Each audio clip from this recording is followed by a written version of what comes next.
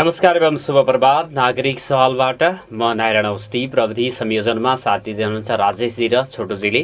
नागरिक सवालमा दिनहु हामी कुराकानी गर्ने गर्छौँ बिहान 7:30 देखि 8:30सम्म दिनेश एफएम 93.8 मेगाहर्जमा, दिनेश खबरको फेसबुक पेजमा, मोबाइल एप्लिकेसन र अनलाइनबाट पनि यहाँहरूले हामीलाई सुन्नुहुन्छ संसारभरिबाट। र आज मैले दुईटा प्रसङ्गमा कुराकानी गर्नेछु। सर्वप्रथम श्री 1008 स्वामी देवराज आचार्यजी महाराजसँग कुराकानी गर्नेछु। उहाँ उभय वेदान्त प्रवर्तकाचार्य, वेदान्त आयुर्वेदाचार्य हुनुहुन्छ। लक्ष्मीनारायण मन्दिरका पीठाधीश पनि हुनुहुन्छ। उहाँसँग मैले कोरोना भाइरसबाट सृजित समस्यासँग जुझ्नको लागि हामीले चाहिँ हाम्रा आयुर्वेदिक पद्धतिहरू, हाम्रो चाहिँ जीवनशैलीलाई कसरी अगाडि बढायो भने त्यो रोगसँग हामी लड्न सक्ने क्षमता आर्जन गर्न सक्छौँ भनेर कुराकानी गर्नेछौँ। उहाँ चाहिँ वेदान्त आयुर्वेदाचार्य समेत हुनुहुन्छ। त्यही भएर हामी चाहिँ उहाँसँग कुराकानी गर्नेछौँ। र त्यसपछि मैले गौरीगङ्गा नगरपालिका वार्ड नम्बर 2 का पवन ओझासँग कुराकानी गर्नेछु। झन्डै आधा घन्टा स्वामीजीसँग कुराकानी गरिसकेपछि त्यसपछिको समयमा म पवनजीसँग कुराकानी गर्नेछु। आउनुहोस् कुराकानी गरौँ श्री 1008 स्वामी देवराज आचार्यजी महाराजबाट। हामी हाम्रो संवादको सुरुवात गर्न गइराखेका छौँ। भय वेदान्त प्रवर्तकाचार्य, वेदान्त आयुर्वेदाचार्य हुनुहुन्छ र उहाँसँग आयुर्वेदिक जीवनशैली अथवा यो कोरोना महामारी, कोरोना भाइरस जस्ता विषाणुहरूलाई निस्तेज गर्नको लागि के कस्ता हाम्रा चाहिँ घरेलु, हाम्रा जडीबुटीहरू, हाम्रो चाहिँ जीवनशैली, यो चाहिँ आहार व्यवहार चिन्तनले गर्दा पनि हाम्रो जीवन चाहिँ अथवा शरीरको स्वास्थ्य, हाम्रो स्वास्थ्यमा चाहिँ प्रभाव पार्ने गर्दछ।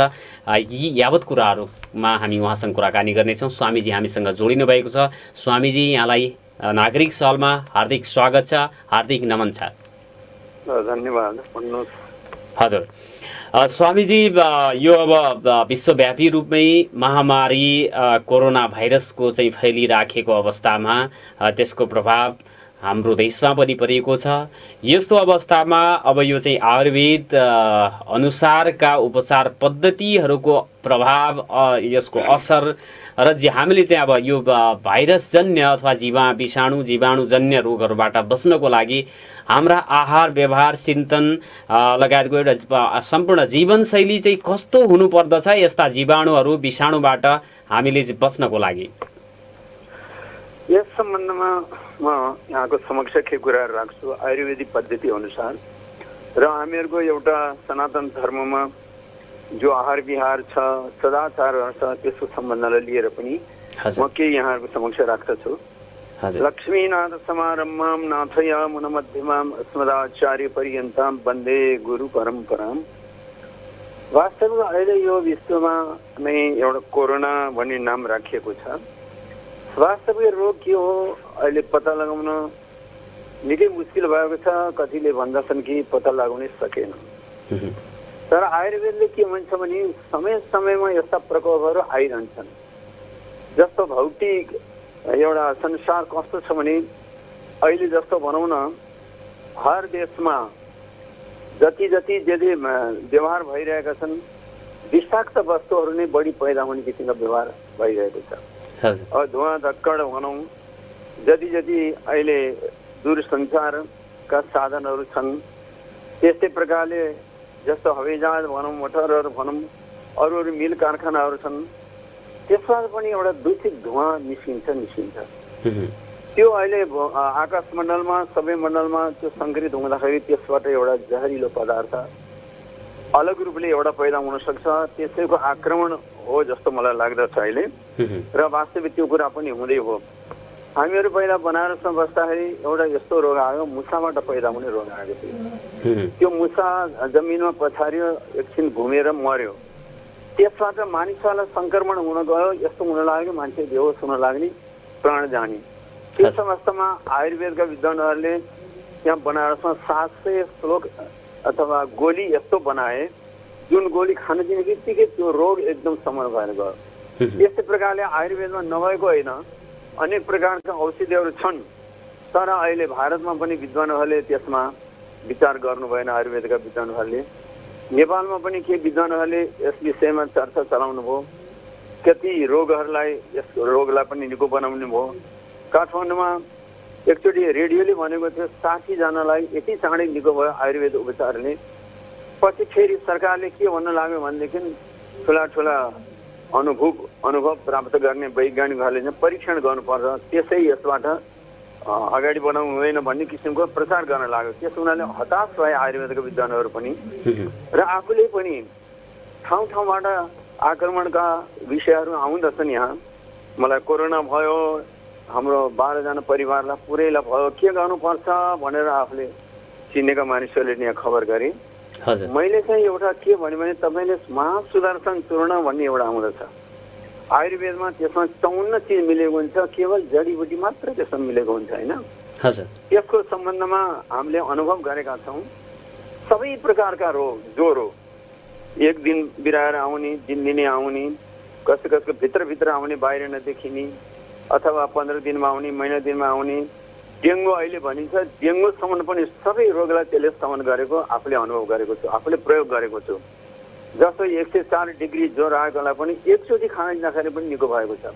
अरूहरूलाई पनि एकचोटि 2 चोटिदेखि बढी खाना परेको छैन आफूले दिएको अवस्थामा। यस प्रकारले ती 12 जनाले हामीलाई कोरोना आयो के खाने भन्दा मैले महासुदर्शन चूर्ण खानुहोस्। त्यसपछि अलिकति छातीमा अथवा फोक्सोमा केही तकलिफ भएको छ भने नारदीय लक्ष्मी विलास रस भन्ने छ, त्यसको सेवन गर्नुहोस्। शिरमा तकलिफ छ भने शिरशूलादि वज्रको सेवन गर्नुहोस्, महाशङ्खपट्टि सेवन गर्नुहोस्।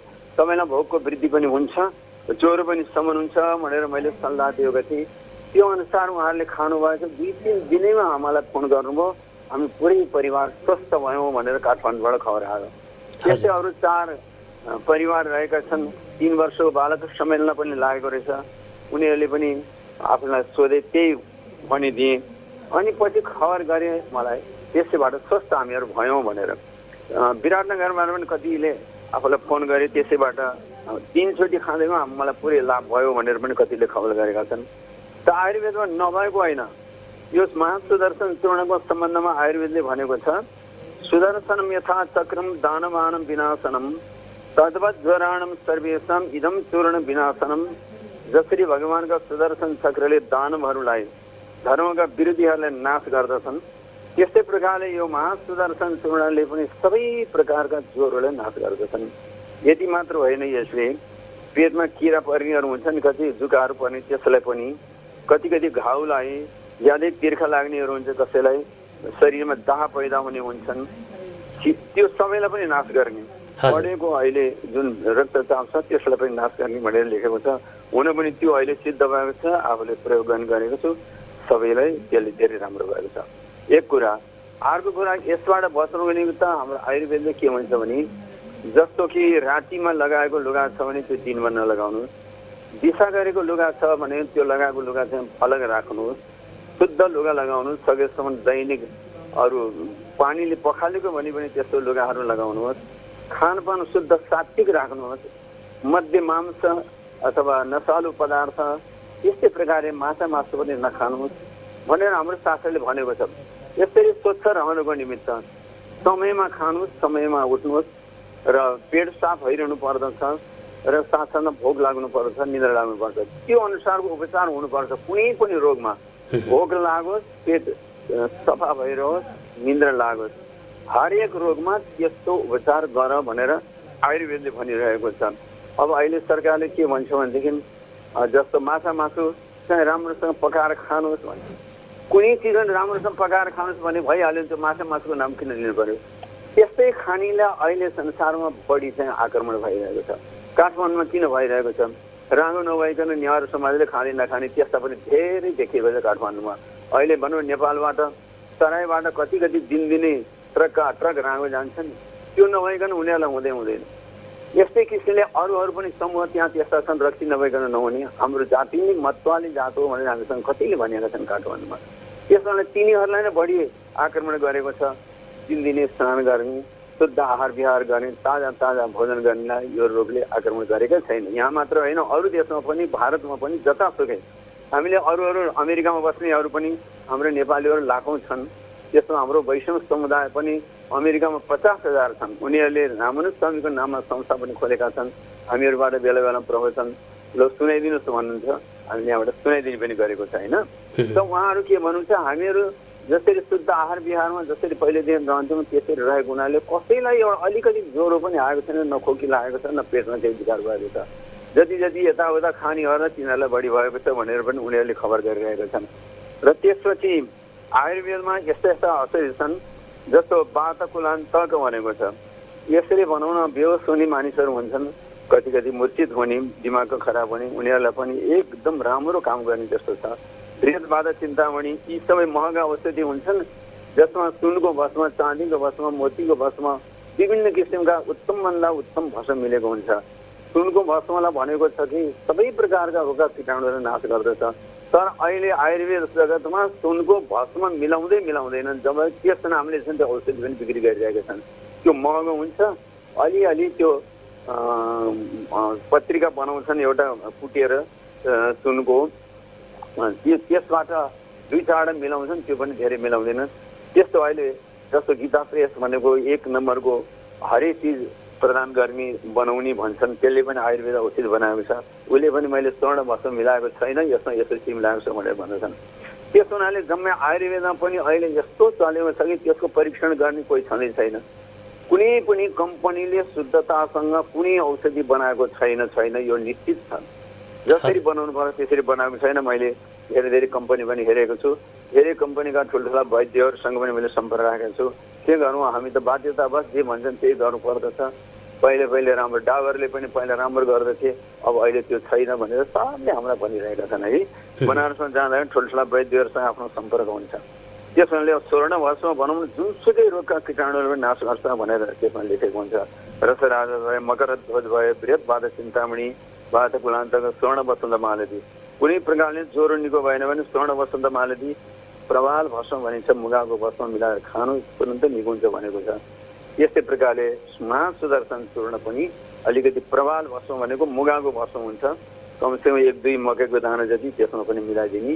3 ग्रामदेखि 5 ग्राम 6 ग्रामसम्म पनि एकचोटिमा खान सकिन्छ। त्यो महासुदर्शन चूर्ण बिहान दिउँसो बेलुका तातो पानीसँग खाने, अथवा उमेर अनुसार बालक अवस्था छ, कुनै अलि बढी रोगी छ भने पनि उनलाई अलिकति कम मात्रामा खुवाउने। यसो गरेर आफूले सल्लाह दिएको ठाउँमा अहिलेसम्म सबैलाई निको भइरहेको छ। त्यसमा आयुर्वेदमा के छैन। आयुर्वेदमा त यस्तो चिज सुँगेर पनि सारा रोग निको बनाउने त्यस्तो पद्धति पनि थियो कुनै समयमा, तर त्यो जडीबुटी अहिले अभाव भइसकेको छ। हिमालयमा मिल्ने कति औषधिहरू हुन्छन्, कति चाहिँ कुनै देशमा मिल्ने, कति चाहिँ कुनै तराई प्रदेशमा, कुनै पहाड प्रदेशमा, कोही चाहिँ सधैँ गर्मी हुने ठाउँमा मिल्ने विभिन्न किसिमका औषधि हुन्छन्। त्यो सङ्ग्रह गर्न अब अप्ठ्यारो लाग्यो। त्यस हुनाले अहिले आयुर्वेदमा पनि सुनको भस्म, चाँदीको भस्म, मोतीको भस्म, फलामको, तामाको जति धातुहरू छन् सबै भस्म मिलाएर बनाउने चलन छ। त्यो पनि शुद्धता बनाउँदैनन् भन्ने कुरा नै प्रसिद्ध भइसकेको छ। त्यस हुनाले आयुर्वेदले सबै रोगलाई निको बनाउन सक्दछ। आयुर्वेदमा त यस्तो भन्छ, एउटा फिरङ्गी रोग भन्ने छ क्या आयुर्वेदमा, यो यौन सम्बन्धी रोगहरू हुन्छ। त्यो विदेशबाट आए मानिसहरू ती फिरङ्गीहरू घुम्दै आए, तिनीहरूले सारे भनेर त्यसपछि पनि औषधिको निर्माण आयुर्वेदमा गरिरहेका छन्। त्यसबाट पनि सबै लाभ भएको छ। त्यस हुनाले आयुर्वेद पद्धतिमा सबैभन्दा राम्रो उपदेश के छ भनेदेखि आहार शुद्ध सत्वशुद्धि, सत्वशुद्ध ध्रुवा स्मृति, स्मृतिलम्बे सर्वग्रन्थीनाम विप्रमोक्ष भनेर वेदको पनि वचन छ। आहार शुद्ध छ, समयमा खान्छ, अधिक खाँदैन, भोक लागेपछि मात्रै खान्छ, ठिक्क खान्छ भने त्यसलाई कुनै रोग लाग्दैन भनेको छ। वेदले पनि त्यही भन्छ, हाम्रो आयुर्वेद पनि त वेदै हो। त्यस हुनाले सबै प्रकारका रोगलाई नाश गर्ने महासुदर्शन चूर्ण हामीले कतिलाई प्रयोग गरेका छौँ। यहाँ नैमिषारण्यमा 108 भागवत सप्ताह हामीले एकसाथ लगाएका थियौँ। त्यहाँ पनि कतिलाई ज्वरो आयो, 104 डिग्री आएको एउटालाई पनि दिँदाखेरि एकचोटिमा मलाई निको भयो महासुदर्शन चूर्णले भने। एउटा दाताराम भन्ने हुन्छ, तीर्थयात्रा गरेर हुनुहुन्छ, उहाँलाई चाहिँ डेङ्गु भएछ, यहाँ आउनुभयो, 3 दिन खानुभयो, त्यो औषधि उहाँलाई त्यो पनि ठिक भइहाल्यो। त्यस हुनाले यस्ता यस्ता चिजहरू छन्, तर महँगा औषधि धेरै मात्रामा बनाउँदैनन्। यो महासुदर्शन चूर्ण पनि धेरै कममा बनाउँछन्, तर यो सस्तोभन्दा सस्तो पनि छ यो। त्यस हुनाले वातकुलान्तक भयो, वृहत चिन्तामणि, रसराज, मकरध्वज, यिनीहरू चाहिँ महँगा औषधि हुन्छन्। थोरै 1-1 ग्रामका मात्रै बिक्रीमा राखेका हुन्छन्। 10 ग्राम पनि राख्दैनन्, 5 ग्राम पनि राख्दैनन्। 2 ग्राम राख्यो भनेदेखि वा यो महँगो हुन्छ, कसैले किन्दैनन्। यसका ग्राहक पनि आउँदैनन् भन्छन्। यस्तो आयुर्वेदमा अहिले चलिसकेको छ, के गरौँ? नभए त आयुर्वेद त नामै आयुलाई नै बढाउने यो एउटा पद्धति हो। हजुर स्वामीजी, हजुरले चाहिँ भन्नुभएको यो महासुदर्शन चूर्ण यहाँ धनगढीमा पाउन सक्छ? अहिले छ, अहिले पाइरहेको छ। यो उच्चकोटीमा पनि थियो, एकचोटि सकियो, सबैले लैजानुभयो, फेरि मगाउँदैछु भनेर भन्नुभएको थियो। यहाँ पनि पाइन्छ, अरूहरूमा पनि राखेको होलान्। नभए पनि यो तुरन्त आयुर्वेद यो गोर्खाले पनि बनाएको छ, गोर्खा आयुर्वेद कम्पनीले सकेर थियो, त्यसले पनि बनाएको छ। यो पाइन्छ र सस्तोभन्दा सस्तो हरेक चिजमा काम गर्ने। नोक्सान यो महासुदर्शन चूर्ण सबै खाले बिरामीलाई यसले निको पार्छ? सबै प्रकारको त भन्न सकिँदैन, तर ज्वरो चाहिँ सबै प्रकारको ज्वरोलाई यसले गर्दछ। प्रेसर बढेकोलाई पनि यो शीतलता त्यसले दिन्छ, पचाउने काम पनि गर्दछ, पौष्टिक पनि छ, ज्वरोलाई नाश गर्ने। भित्रभित्र दाह पैदा भयो त्यसलाई पनि कृमिनाशक भनेको छ, व्रण घाउलाई पनि काम गर्ने भनेको हुन्छ। विभिन्न किसिमका छन्, तर सबै रोगलाई भन्न सकिँदैन। तर ज्वरो रूपी एउटा संसारलाई चाहिँ यसले चाहिँ समाप्त गरेको छ। कसैलाई ज्वरो कस्तो हुन्छ भने सालमा एकचोटि आउने, कसैलाई महिनामा एकचोटि आउने, त्यो पनि बेलुका आउने, फेरि जस्तातस्तै। कसैलाई चाहिँ 15 दिन बिराएर आउने, कसैले 1 दिन बिराएर आउने, 2 दिन बिराएर आउने। सबै प्रकारका ज्वरोलाई अहिलेसम्म हामीले प्रयोग गर्दाखेरि राम्रो भएको छ। र अहिलेको जुन यो कोरोनामा पनि पहिला चाहिँ ज्वरो पहिला थाहा हुँदैन, भित्रभित्र दाह हुँदै जान्छ, अनि गन्ध दुर्गन्ध थाहा नपाउने अवस्था पनि आउँदछ, अलिकति शिथिलता भएर आउँछ। यो ज्वरोको पूर्वरूप भन्छ आयुर्वेदले। ज्वरो आउनुभन्दा पहिले के हुन्छ, अनि ज्वरो सुरुमा लाग्दा के हुन्छ, यसपछि बढ्दै बढ्दै गएपछि के हुन्छ, निको नहुने अवस्था कुन अवस्था आउँछ, यस्तो पहिल्यैदेखि नै आयुर्वेदले यसको विचार गरेको छ। त्यस हुनाले सबै रोगलाई त भन्न मिल्दैन सुदर्शन महाचूर्णले, तर ज्वरो रोगी संसारलाई चाहिँ एकदमै समाप्त गरेको छ। आफूले अनुभव पनि गरिरहेको छु। र अरू यस विषयमा यहाँले के आकांक्षा राख्नु भएको छ? हजुर, अब जस्तो यो जीवाणु विषाणुजन्य रोगहरू हाम्रो आहार व्यवहारहरू, चिन्तन शैली, जुन जीवन पद्धति छ, खास गरेर चाहिँ स्वच्छ आहारहरू, शाकाहारी जीवनशैली, ठिक समयमा अब जे कुरा गर्नुपर्छ त्यो कुरा गर्नेलाई कुनै पनि किसिमको यस्ता जीवाणु विषाणुहरूले चाहिँ सङ्क्रमण गर्न सक्दैन? सक्दैन, यो कुरा सही हो। त्यसो हुनाले दिनदिनै स्नान चाहिँ गर्नै पर्दछ। काठमाडौँ क्षेत्रमा हामीले बसेर पनि अनुभव गरेका छौँ। जाडोको समय आएपछि एउटा मुख चाहिँ धुने, त्यसैमा साबुन पनि लगाउने, अरू नुहाउँदै ननुहाउने, त्यस्तो धेरैमा देखियो। त्यसो हुनाले त्यो के हो भनेदेखि एउटा ज्वरोलाई ल्याउने, विभिन्न किसिमको रोग लाग्ने एउटा कारण हो। जस्तो एउटा नुन भनिन्छ होइन, अहिले प्रसाद आयोडिन राखेको नुन खानुहोस्, यसबाट धेरै लाभ हुन्छ भनेको छ। आयोडिन पनि विष हो नि, त्यो विषको प्रकरणमा लेखिएको हुन्छ, कति मात्रामा खायो भनेदेखि मृत्यु हुन्छ भनेर पनि लेखेको छ। त्यसो 24 घन्टामा मृत्यु हुन्छ यति मात्रामा खायो भने त्यो आयोडिन अहिले नुनमा पनि मिलेको हुन्छ। त्यो आयोडिनवाला नुन खाऊ भनेर भनेको हुन्छ। पहिले पहाडमा भोटे नुन भनेर पहाडबाट आएको नुन हुन्थ्यो, त्यो नुन खाइन्छ मानिसहरूलाई शरीरमा कुनै घाउ खटेर पनि भएन, पाचन शक्ति पनि बढेर गयो। पछि सावरी नुन भनेर आयो भारतबाट, अनि भोटे नुन चाहिँ महँगो हुने भयो, सावरी नुन खान लागेपछि सबै मानिसहरूलाई पहाडमा लुतो आएर एकदम खटेर भयो। त्यस हुनाले अहिलेका जति खाद्य पदार्थहरू छन् त्यसमा पनि केही न केही जहरिलो पदार्थहरू मिलेकै हुँदो रहेछ। मानिसको शरीरै जहरमय भइसकेको छ। खानेकुराहरूमा पनि, सागसब्जीहरूमा पनि, फलहरूमा पनि जहर मिलाउने चलन छँदैछ। अब भनौँ न केही जहर मिलाएर केरा डुबाएर राखिदियो त्यसमा, अनि यस्तो निकालिदियो, केही दिन तुरन्तै पाकिहाल्छ। हरेक चिजमा अहिले यस्तो पनि सुनिन्छ कि काँक्रो भयो, अरू चिज हो, लौका भयो, त्यसमा पनि सुई दिएर एकै दिनमा ठुलो बनाउने। अब यस्ता जहरकै प्रयोग अहिले गर्न सुरु गरे। विचार सबै चिज भन्दा लाग्यो, के भनौँ अहिले यस्तै किसिमले त अहिले छन् त। एकचोटि भारतमा कुनै एउटा फ्याक्ट्रीबाट के चुहिएको थियो, मानिसहरूको शरीरमा लाग्ने बित्तिकै मरे। रेलवेमा पनि टिकट दिनलाई हात यसरी पसारे त्यसरी मरे भनेर पनि आएको थियो। त्यस्ता चिज पैदा हुन सुरु भयो। अहिले भनौँ न के हो, विज्ञानको एउटा चमत्कार भन्ने हो कि विज्ञानले एउटा अहिले नै विश्वलाई नै ध्वस्त बनाउने हो कि प्रतिस्पर्धा चलिरहेको छ अहिले संसारमा। साना साना देशहरूले पनि परमाणु युद्ध गरेर अमेरिका हेर तँलाई यहीँ बसेर मारिदिन्छु भन्ने छन्। कतिले उत्तर कोरियाले कतिचोटि धम्की दियो, सबैले धम्की दिन सुरु गरिसके। परस्परमा भनौँ भौतिक एउटा चिजबाट बनेका चिजले पनि मानिसहरू संहार गर्ने, रोगले संहार गर्ने। अब विभिन्न किसिमका रोगहरू फैलिएका छन्। पहिला सदाचारी रहन्थे, समयमा खाने, समयमा उठ्ने, भोक नलागे नखाने, ठिक्क परिमाणमा खाने, कुन चिज कति समयमा खान सकिन्छ त्यसरी खाने थियो। आहार शुद्ध सत्व शुद्धि भनेको थियो, आहारको शुद्धि थियो। अहिले त्यो शुद्धि छैन। अब अहिले आफ्नो घरमा टन्न खाएर घने साथीको घरमा गयो, त्यहाँ पनि जाउँ यति खा भनिहाल्छ। नखाउने भने ऊ पनि रिसाउला भन्ने हुन्छ, नखाइदिए ऊ पनि रिसाउँछ भन्ने हुन्छ। त्यहाँ पनि खायो। अब पेटमा चाहिँ ग्यास्ट्रिक भन्छ नि अहिले रोग। त्यो ग्यास्ट्रिक भनेको अपचन रोग हो, नपचेको रोग हो। त्यो मैले त्यसलाई त गुन्द्रुके रोग भन्ने गरेको छु। गुन्द्रुकको रोग जति गुन्द्रुक खायो, रायोको साग भनौँ न, त्यति नै त्यो अमिलो हुन्छ, बिग्रिन्छ। त्यस्तो प्रकारले पेट ढुष्ट भयो, गलामा यसो जलन भयो, कहिले कहिले उल्टी पनि भयो, मुख चिसो पनि हुने, कहिले कहिले यस्तो अमिलो पनि हुने, यस्तो हुन्छ।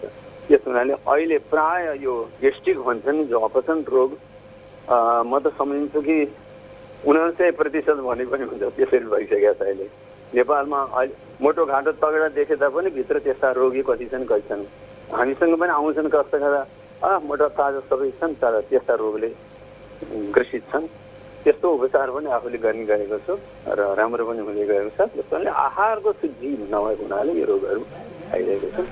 हजुर स्वामीजी, अन्तमा निवेदन गरे संक्रमित भइसकेकोले त्यो चाहिँ चूर्णको कुरा गर्नुभयो र संक्रमण नहोस् भन्नका लागि पनि यो आयुर्वेदिक चूर्णहरू त्यस्तो खान मिल्ने हुन्छ? हुन्छ। जस्तो मैले सबैलाई भन्ने गरेको छु, यो एउटा महासुदर्शन चूर्ण घरमा राख्नुहोस्। यस्तै प्रकारले पाचक चूर्णहरू हुन्छ क्या, हिङ्गष्टक भन्ने हुन्छ, लवण भास्कर भन्ने हुन्छ, यो पनि घरमा राख्नुहोस्। असली हिङ मिलाएर बनाएको हिङ्गष्टक कस्तो हुन्छ भने पेट ढुस्स भयो, कस्तो के गरौँ तलबाट वायु पनि चलेन, अपान वायु भनिन्छ। यस्तो कहिले कहिले यस्तो डकार आउँछ। यस अवस्थामा चाहिँ हिङ्गष्टक चूर्ण 3 ग्राम 4 ग्राम जति चट्ट मुखमा राखेर तातो पानी आधा गिलास तातो पानी पिइदिनुहोस्। तुरन्तसम्म हुन्छ पेट, भोक पनि लाग्दछ, अपन वायु पनि सबै खुल्दछ। त्यसमा त्यस्तो चिज घरमा सबैले राख्नु मैले भन्ने गरेको छु। अहिले यहाँ कति बेला मैले परीक्षण पनि गरेको छु। तर अहिले के हुन्छ भने त्यो हिङ्गसँग पनि 4औं 5औं नम्बरको हिङ मिलाउँछन् अहिले कम्पनीहरूले। बनारसमा एउटा मारवाडी अस्पताल भनिन्छ, त्यहाँ चाहिँ 1 नम्बरको हिङ मिलाउने। 1 मात्र खायो भने पनि जति काम गर्ने, अरू हिङ्गष्टको 5 मात्र खाएर पनि त्यति काम नगर्ने। त्यस्तो गर्छन्। अहिले के गर्नु, आयुर्वेदमा खेलवाड चलिरहेको छ। डाक्टरीमा पनि यो कम्पनीको राम्रो, ऊ कम्पनीको राम्रो, ऊ देशमा बनेको राम्रो, ऊ देशमा बनेको राम्रो भनिन्छ नि। आखिर पद्धति एउटै हो नि। जम्मै व्यापारको दृष्टि भएको छ अहिले औषधिहरूमा। त्यस्तो हुनाले कमी कमजोरी भएको छ। त्यस्तो हुनाले यो 2-3 चिज, यो महासुदर्शन चूर्ण, हिङ्गष्टक चूर्ण अथवा लवण भास्कर चूर्ण, यो राख्यो भने पाचक चिज हुन्। अनि ठच्च भोग लागेन भने त्यो खाने, भोग लागेपछि मात्र अनि फेरि अरू खानेकुराहरू खाने। यसरी गऱ्यो भने मानिसको जीवन स्वस्थ रहन सक्छ। कतिलाई मैले भनिदिएको छु, सबै त्यही अनुसारले रहेका छन्। जस्तो अब मिठो लागेको चिज मान्छे धेरै खान्छन् क्या। अब त्यो त्यसरी धेरै खाने चिजै होइन। जस्तो अब भनौँ न खिर भनौँ, हलुवा भनौँ, यस्ता पुडीहरू चिजहरू, त्यो त ठिक्क थोरै मात्रामा खाने चिज हो। अब मिठो लाग्यो भने खुबसँग खाए, मिठो लागेन भने नखाए। यस्तो चिज छ। त्यस हुनाले आहारको शुद्धि हुनै पर्दछ र शरीरमा शुद्धिकरणको निमित्त लुगा चाहिँ धोएका लुगाहरू, केवल पानीले मात्रै पखालेका लुगाहरू पनि लगाउने र दिनदिनै स्नान गर्नै पर्दछ। त्यो नियम गऱ्यो भने भोक पनि लागिरहन्छ। अझ धेरै तातो पानीले पनि ननुहाउने भन्ने हुन्छ, जाडोको समयमा पनि ठिक्क नुहाउने। यसरी रह्यो भनेदेखि सबै राम्रो हुन्छ। दिनमा कति पटक भोजन गर्न उपयुक्त हुन्छ स्वामीजी? सबैभन्दा बिहान 8 बजेभन्दा पहिले नखाने। त्यो कफको समय हुन्छ आयुर्वेदले। अग्निमन्द भएको समय हुन्छ, त्यो समय नखाने। सामान्य जस्तो चिया पिउने यस्तो गर्छ नि, ज्यादा तातो चिया पिउनै हुँदैन। त्यसरी चाहिँ पेटमा चाहिँ खाला, त्यो झिल्लीहरू अलिअलि खुइलिन्छ। तातो चिया यस्तो हामीले हातैमा राख्ने भने खुइलिन्छ नि त। त्यस्तो चिया पनि खानु हुँदैन, त्यस्तो तातो पनि खानु हुँदैन। त्यसैले समयमा 8 बजेभन्दा 10 बजे, ज्यादा 11 बजेभित्र भोजन गर्ने ठिक्क भोजन गर्ने अनि भोक लागेपछि मात्रै दिनमा पनि खाने छ भने थोरै केही चिज खाने, धेरै अमिलो पिरो नुन चर्को चिज नखाने। त्यस्तै प्रकारले बेलुका पनि समयमा भनौँ न जस्तो 8 बजे 7:30 बजेसम्म समयअनुसारको भनौँ, गर्मीको दिनमा छ भने अलिकति 8 बजे 9 बजे पनि खान सकिन्छ, जाडोको दिन छ भने 7 बजे 7:30 8सम्म भोजन गर्ने ठिक्क भोजन। यसरी गर्ने हो भनेदेखि त मानिसलाई भोक पनि ठिक्क समय पनि लाग्छ, पेट पनि साफ हुन्छ। पेट साफ कब्जियत भयो भने सारा रोगको कारण भन्छ आयुर्वेदले, किनभने त्यसबाट एउटा जहरिलो पदार्थ पैदा हुन्छ। त्यो ग्यास शिरमा पनि पुग्छ, आँखामा नाकमुखमा फोक्सोमा सम्झौँ हरेक चिजमा मुटुमा पनि पुग्न सक्दछ। त्यस हुनाले ठिक्क समयमा भोजन गर्ने, भोक लागेपछि मात्रै खाने, ठिक्क खाने गऱ्यो भने मानिसलाई रोग पनि लाग्दैन। त्यस्तो छ।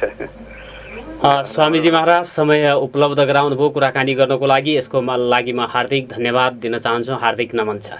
ल राम्रो, हामीलाई पनि 2-4 शब्द यसरी सुनाउने मौका लाग्यो र यो शब्द अरूसम्म पनि सबैसँग पुग्छ होला र यो धेरै खुसी लाग्यो। तपाईँहरूले यसरी आफ्नो दूरसञ्चारद्वारा सबैको उपकार गर्नुभएको छ, धेरै धन्यवाद।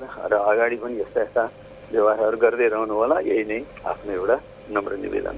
हस्, जय श्रीनारायण।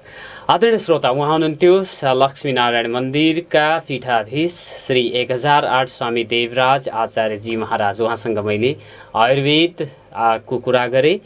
कोरोना भाइरस जस्ता अन्य बिरामीहरूबाट पनि बच्नको लागि हामीले कस्तो आहार व्यवहारहरू, कस्तो शुद्धता आवश्यक पर्दछ र लागिहालेको सन्दर्भमा कुन चाहिँ औषधि अथवा चूर्ण सेवन गर्यो भने निको चाँडै निको हुने अथवा लाग्नै नसक्ने अवस्था आउँछ भनेर कुराकानी गरेको छु। बाँकी यहाँहरूले चाहिँ उहाँबाट स्वास्थ्य सम्बन्धी लाभ लिनको लागि सम्पर्क पनि गर्न सक्नुहुनेछ। स्वामीजीले चाहिँ औषधि र त्यसपछि अन्य सल्लाह पनि प्रदान गर्नुहुन्छ। समयको लागि म पुनः उहाँलाई हार्दिक धन्यवाद दिन चाहन्छु। छोटो व्यापारिक विश्राम र टाइम चेकमा जान्छौँ। त्यसपछि हामी गौरीगङ्गा नगरपालिका वार्ड नम्बर 2 का पवन ओझासँग कुराकानी गर्नेछौँ। नागरिक सवाल सुन्दै। नागरिक सवालमा योभन्दा अगाडिको उसमा हामीले आधा घन्टा जति श्री स्वामी 1008 देवराज आचार्यजी महाराजसँग कुराकानी गऱ्यौँ। आयुर्वेदिक पद्धति अनुसार कोरोना भाइरसबाट को सङ्क्रमणबाट बच्नको लागि हामीले हाम्रो स्वास्थ्यलाई कसरी चाहिँ बलियो तन्दुरुस्त राख्न सक्छौँ र लागिहालेको सन्दर्भमा कुन चाहिँ उपचार अथवा कुन औषधिले गर्दाखेरि चाँडो निको हुन सक्छ भनेर हामीले संक्षिप्तमा कुराकानी गरेका थियौँ। र यसपछि हामी पवन ओझा गौरीगङ्गा नगरपालिका वार्ड नम्बर 2 का स्थानीय हुनुहुन्छ। उहाँसँग कुराकानी गर्नको लागि टेलिफोनमा उहाँलाई जोड्ने प्रयास हुँदैछ। राजेशजीले जोडिसक्नु भएको छ। पवनजी हामीसँग जोडिनु भएको छ। पवनजी, नागरिक सवालमा हार्दिक स्वागत छ यहाँलाई। हेलो, धन्यवाद। पवनजी, मैले यो उहाँसँग कुराकानी गर्न लागेको प्रसङ्ग पनि श्रोताहरूको जानकारीको लागि भन्न चाहन्छु। पवनजीको बहिनी सरिता ओझा 14 वर्षीय हुनुहुन्थ्यो र जन्डिसको बिरामी भएको अवस्थामा धनगढी अथवा कैलाली का सेती प्रादेशिक अस्पताल लगायतका यो चाहिँ निजी स्तरबाट सञ्चालित अस्पतालमा आइसियु सेवा नपाउँदाखेरि उहाँको बहिनी 14 वर्षीय सरिता ओझालाई आइसियुमा राख्न नपाउँदाखेरि नेपालगञ्ज लैजाने क्रममा उहाँको बाटोमा निधन भएको छ।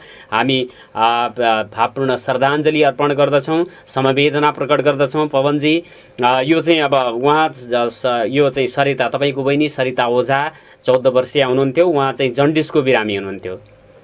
हजुर। अनि जन्डिसको बिरामी घरमै उपचार गर्ने र अवस्था एकदम क्रिटिकल भइसकेपछि अस्पताल आउनु भएको हो? हजुर, पहिला त्यस्तो खासै थाहा भएको थिएन कि, अनि 2 दिन अगाडि मात्रै हामीले थाहा भएको त्यस्तो। अनि त्यसपछि चाहिँ अब 1-2 दिन कहाँ लगेर अब घरमै उपचार गरिरहेको थिएँ होइन। हजुर।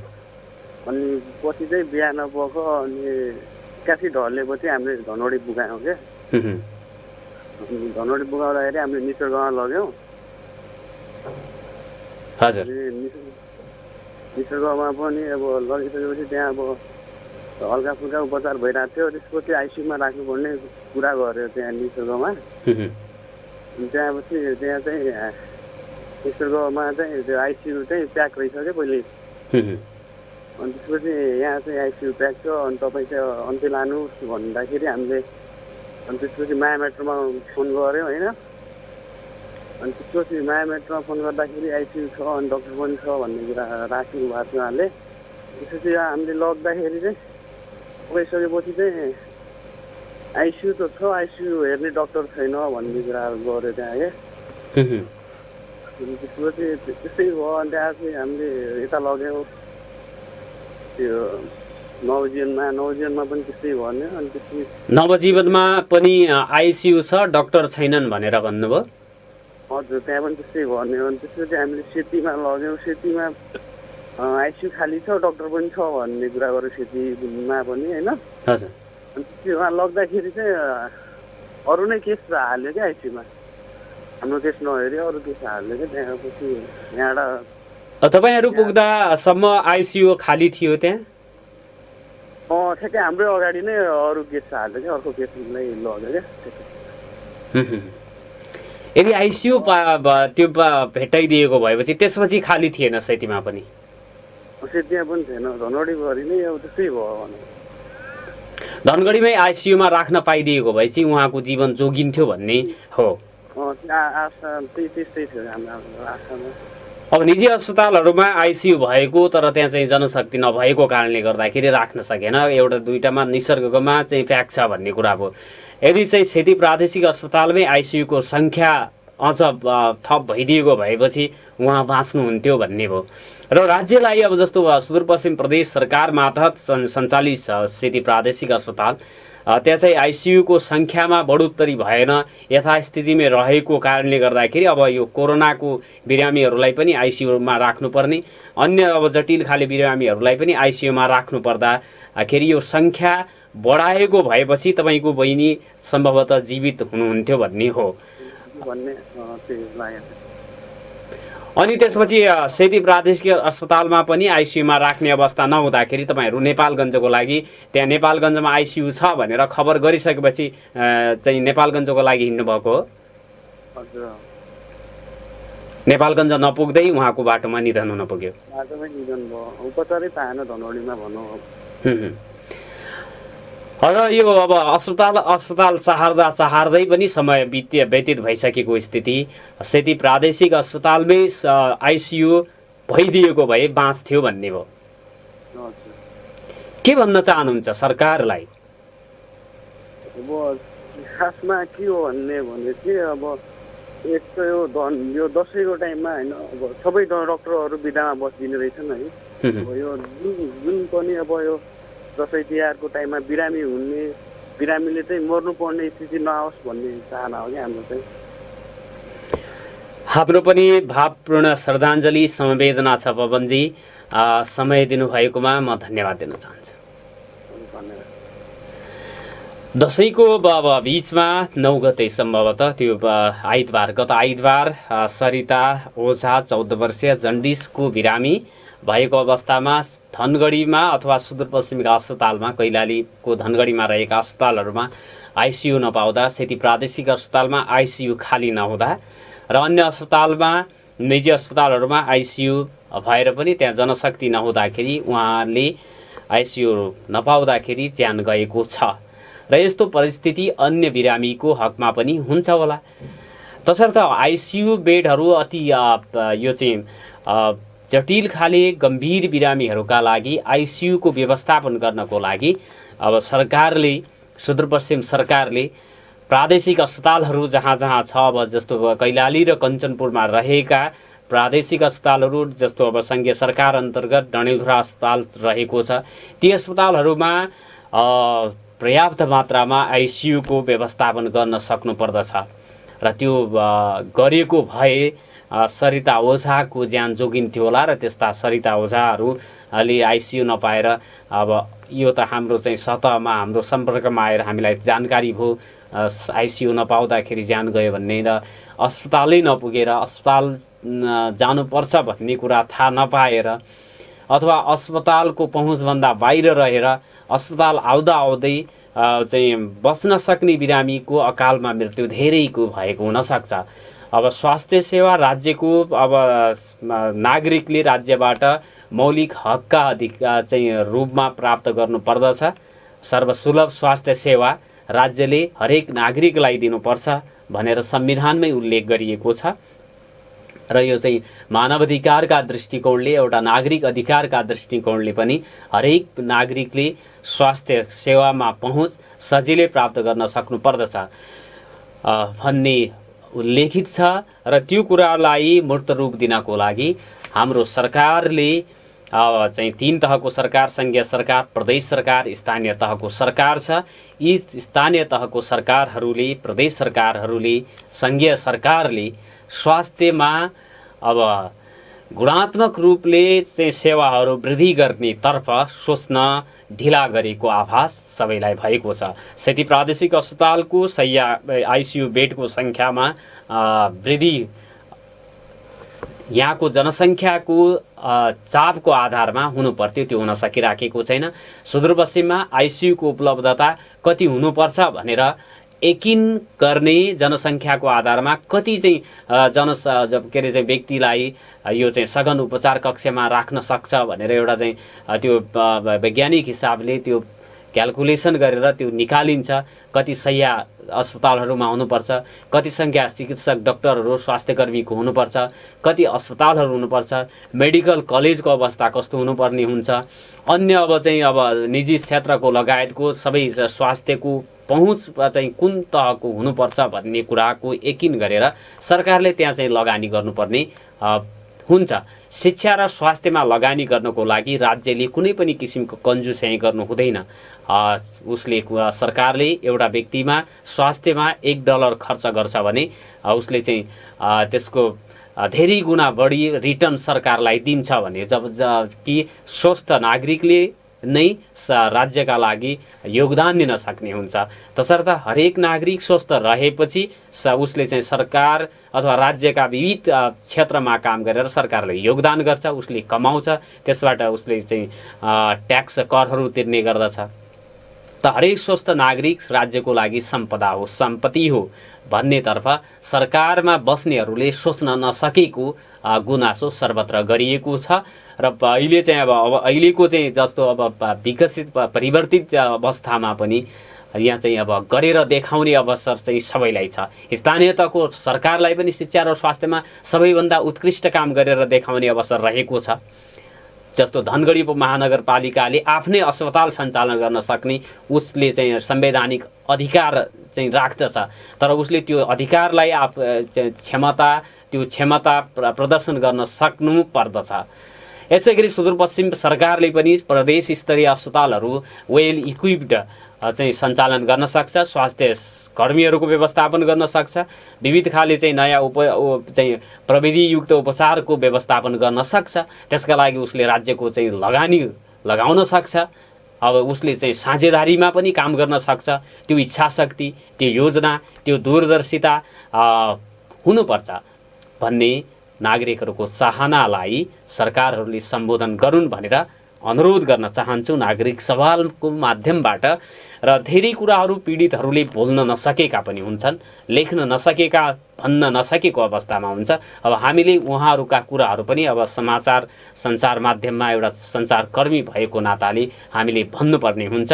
र जो सरकारमा बस्ने, जसले राजनीति गरिराखेको, सरकार सत्ता सञ्चालन गरिराखेकाहरू, नीति निर्माण तहमा बसेकाहरूले यी र यस्ता खाली नीतिहरू शिक्षा र स्वास्थ्य सर्वसुलभ गुणस्तरीय विश्वकै मापदण्ड अनुसारको नेपाली नागरिकहरूले पनि पाउनुपर्छ। उसको मौलिक अधिकार हो।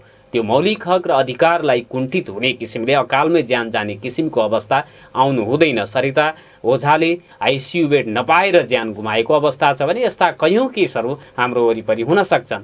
अब त्यो आउँदैनन्, सतहमा हाम्रो चाहिँ सञ्चार माध्यममा सम्पर्कमा आउँदैनन्।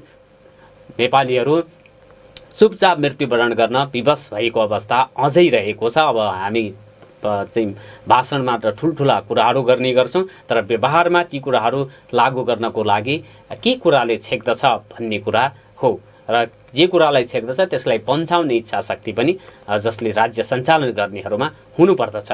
नागरिकहरू राज्य सञ्चालन गर्ने अथवा सरकार अथवा राज्यसँग हातेमालो गर्न त हरेक पटक हरेक बेला तम तयार रहेकै अवस्था छ। यो मैले निवेदन गरेँ। अब चाहिँ एउटा नागरिकको हैसियतले पनि मैले पनि यी कुराहरू भन्न राख्ने अधिकार राख्दछु। 091-410-216 तपाईँको फोन कल हामी लिनेछौँ।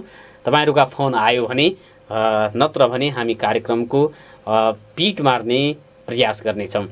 र यसैबीच अब यो चाहिँ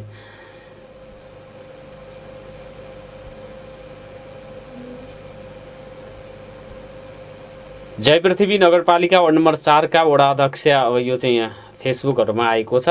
गगन खातीसहित 10 जना जुवा खालबाट पक्राउ परेका छन् भनेर चाहिँ समाचार प्रकाशित भएको छ। वडा अध्यक्षहरू नै जुवा खेल्ने खेलाउने काममा चाहिँ सरिक हुन्छन् भने अब स्थानीय तहको सरकारको सबभन्दा तल्लो इकाइका प्रतिनिधिहरूमा हुने विचलनले समाजमा अझ सबैभन्दा ठुलो असर पार्दछ।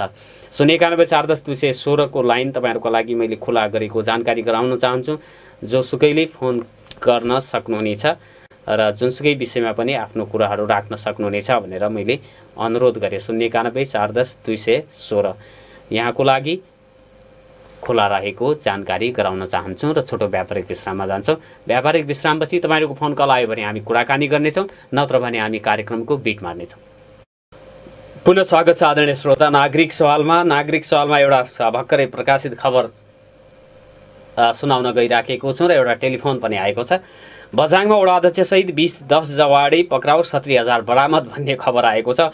बझाङको वडा अध्यक्षसहित 10 जना जुवाडी पक्राउ परेका छन्। जिल्लाको जयपृथ्वी नगरपालिका वार्ड नम्बर 4 बाट विशेष सूचनाका आधारमा जुवा खेलिरहेको अवस्थामा नगद 70,000 सहित 10 जनालाई पक्राउ गरिएको प्रहरीले जनाएको छ। जिल्ला प्रहरी कार्यालय प्रमुख प्रहरी नायब उपरीक्षक रूपक खड्काले 70,730 रुपैयाँ सहित जयपृथ्वी नगरपालिका 4 का वडा अध्यक्ष गगन खाती लगायतका जुवाडेलाई पक्राउ गरिएको जानकारी दिएका छन्। टेलिफोन आएको छ। यहाँलाई नागरिक सवालमा हार्दिक स्वागत छ। नमस्कार, को बोल्दै हुनुहुन्छ? नमस्ते नारायण सर। नमस्ते, म सिद्धराज पनेरू बोल्दैछु। धेरै हजुरप्रति आभार व्यक्त गर्न चाहन्छु। मैले हिजोको कार्यक्रममा सहाराविहीन सडक मानवको सेवामा समर्पित संस्थाहरू दृष्टि फाउन्डेसन अनि मानव सेवा आश्रम र सहारा घर र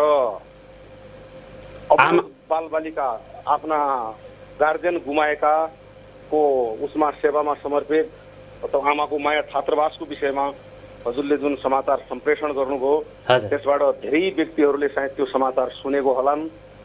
मलाई साह्रै खुसी लाग्यो। त्यसमा मलाई पनि दुई शब्द राख्ने अवसर दिनुभएको थियो र म यो पुनः यहाँको यो मिडिया मार्फत आज पनि म अनुरोध गर्दछु। हामी दशैं अझै मनाउने क्रममै छौँ। नजिकै तिहार पनि आइरहेको छ। कतिपय मान्छेले 50,000 लाखौँ रुपियाँ हामी आफ्नो घर परिवारमा खर्च गर्छौँ भने यो उत्कृष्ट सेवा भन्छु म त्यसलाई। जसको सहारा कोही पनि थिएन त्यसको सहारामा तपाईँ हाम्रो केही भूमिका रहन सक्यो भने हाम्रा धर्मशास्त्रले पाप र पुण्यको पनि धेरै व्याख्या गरेको हुन्छ। यो अति नै ठुलो पुण्य कार्य हो जस्तो लाग्छ मलाई। जसले 10औं वर्ष सडक जीवन जिउन बाध्य भए, जसको बस्ने बासको ठेगान थिएन, खाने भन्ने थाहा छैन, आज कहाँ सुत्ने हो भन्ने थाहा छैन, सडकमै जीवन गुजारिरहेकालाई यसलाई जसले आश्रय दिइरहेका छन्। कैलालीको हकमा दृष्टि फाउन्डेसन भनौँ, मानव सेवा आश्रम, सहारा घर, यी संस्थाहरूमा यहाँको आगमन होस्। यहाँको जोसँग छ क्षमता भएकाले दिने हो। जसले जस्तो तर्फबाट सक्छ, सञ्चार मिडियाले यहाँको समाचार मात्रै सम्प्रेषण गरिदिनु भयो भने पनि धेरै ठुलो सहयोग हुन्छ र भगवानले जसलाई सब कुरा दिएको छ। धर्मशास्त्रले पनि के भन्छ भने कमाईको 10% यदि तपाईँले पुण्य कार्यमा लगाउनु भयो भने त्यो कमाई शुद्ध हुन्छ भनेर हामीले विभिन्न गुरुहरूका प्रवचन सुन्छौँ, आध्यात्मिक प्रवचन सुन्छौँ र जसलाई भगवानले दिएको छ। भोलि जन्मिँदा नाङ्गै जन्मेको हो, मर्दा नाङ्गै हामीलाई मसान घाटमा लाँदा शरीरको लुगा पनि सबै फुकालेर दागबत्ती दिइन्छ भने यो अवस्थामा भएकाले चाहिँ केही सहयोग गर्नुहोस् भनेर म भन्न चाहन्छु र हजुरलाई हिजोको कार्यक्रममा सबै संस्थालाई समेट्नु भएकोमा र मानव सेवा आश्रमलाई समेट्नु भएकोमा अझ म हृदयदेखि नै धन्यवाद भन्न चाहन्छु नारायणजी। धन्यवाद फोनको लागि यहाँलाई धन्यवाद।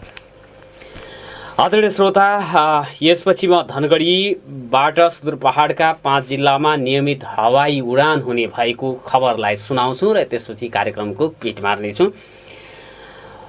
असोजमा परीक्षण उडान भएका पाटन, दिपायल र चैनपुर विमानस्थल सहित सुदूरपश्चिमका 5 पहाडी जिल्लामा नियमित हवाई उडान सञ्चालन हुने भएको छ। धनगढीलाई बेस बनाएर समिट एयरले दार्चुला र डडेलधुरा बाहेकका बैतडी, बझाङ, बाजुरा, अछाम र डोटीमा नियमित हवाई सेवा गरिरहेको धनगढी विमानस्थल कार्यालयले जनाएको छ। परीक्षणपछिका प्रारम्भिक उडान हेर्दा पहाडी जिल्लाका नियमित हवाई सेवा सञ्चालन गर्न सकिने देखिए तापनि निरन्तरता दिन सबै पक्षको साथ सहयोग आवश्यक पर्ने धनगढी विमानस्थल कार्यालयका प्रमुख तेज बहादुर बुढथापाले बताएका छन्। दार्चुला र डडेलधुरा बाहेकका 5वटै जिल्लामा समिट एयरले नियमित उडान गर्न थालेको छ। उनले भने यसलाई निरन्तरता दिनुपर्छ, त्यसका लागि यहाँका सरोकारवाला सबै पक्षको भूमिका हुन्छ। लामो समयपछि धनगढीबाट सुदूर पहाडका जिल्लामा हवाई सेवा सञ्चालन भए पनि निरन्तरताको आवश्यकता रहेको उनले बताए।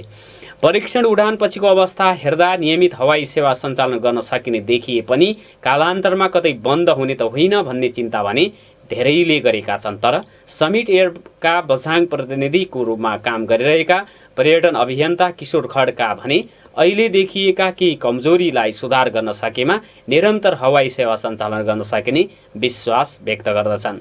यो 15-20 दिनको अवधिमा हामीले नियमित कार्यतालिका बाहेक पहाडी जिल्लामा अधिक उडान गर्यौं। खड्काले भने त्यो यात्रुको चापकै कारण सम्भव भएको हो। अहिले भाडा केही महँगो भयो भनेर केही कुराहरू उठिरहेका छन्।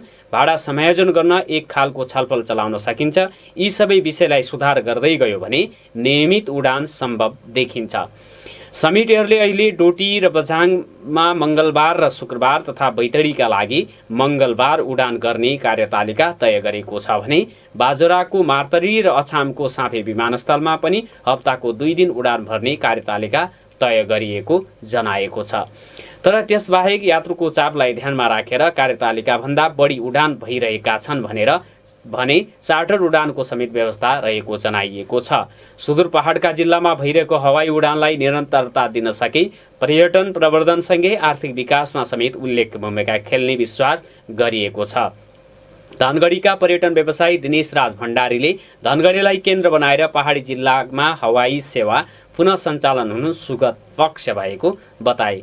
उनले हवाई सेवालाई निरन्तरता दिँदै पर्यटन प्रवर्धनसँगै पहाडी जिल्लामा आर्थिक गतिविधि बढाउन राज्यले ध्यान केन्द्रित गर्नुपर्ने बताए। पहाडी जिल्लामा हाम्रा विभिन्न पर्यटकीय गन्तव्यहरू छन्, जसलाई सुन्दर सुदूरपश्चिम अभियान चलाएर पहिले पनि प्रचार गरेका थियौं। भण्डारीले भने ती गन्तव्यहरूमा बाह्य पर्यटक लैजाने वातावरण सरकारले बनाउनुपर्छ। त्यो क्षेत्र आयार्जनका काम समेत हामीले सुरु गर्नुपर्छ। त्यसबाट मानिसहरूले जहाज चढ्ने भाडा पनि बनाउन सकुन्। पहाडी जिल्लामा पर्यटक गए आयार्जनमा वृद्धि हुने विश्वास व्यक्त गर्दै भण्डारीले हवाई सेवालाई निरन्तरता दिनमा सबैले जोड दिनुपर्ने बताए। मैले यो चाहिँ पहाडी जिल्ला 5वटा जिल्लामा धनगढीबाट नियमित उडान हुने खबर सम्प्रेषण गरे। हाम्रो कार्यक्रमको निर्धारित समय सिद्धिएको छ।